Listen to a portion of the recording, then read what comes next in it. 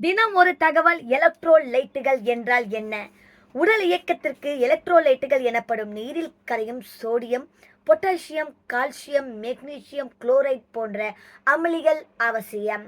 இரத்தத்தின் கார அமிலத்தன்மை அளவை சீராக வைக்க உதவுகிறது. உடலுக்கு அத்தியாவசியமான இந்த எலக்ட்ரோலைட்டுகள் உடலில் அளவுக்கு அதிகமாகவோ அல்லது குறைவாகவோ இருப்பது சமநிலை இன்மைக்கு வழிவகுக்கும். சோடியம் உடலில் திரவ சமநிலையை பராமரிக்கிறது. உணர்ச்சிகளை நரம்புகள் கடத்த உதவுகிறது. இந்த உப்பு உடலில் அதிகமாக இருக்கும் நிலையில் இதய துடிப்பு அதிகரித்தல், உயர் இரத்த அழுத்தம், தாகம், அமைதியின்மை, பதற்றம், கால் மற்றும் கைகளில் வீக்கம் ஏற்படும். பொட்டாசியம் அதிகம் ஆகும்போது இதய துடிப்பு மாற்றங்கள், தசைப்பிடிப்பு, பலவீனம் போன்ற பாதிப்புகளை ஏற்படுத்தும். மெக்னீசியமானது உடல் தசை மற்றும் நரம்பு செயல்பாடு, சீரான இதய துடிப்பு, எலும்பு மற்றும் பற்களின் வளர்ச்சியை ஊக்குவிக்கிறது.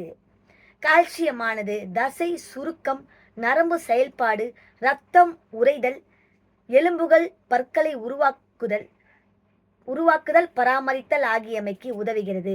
இது அதிகமாகும் போது சீரான பற்கள், எலும்பு வலி மற்றும் பலவீனம் ஆகிய பாதிப்புகள் ஏற்படும்.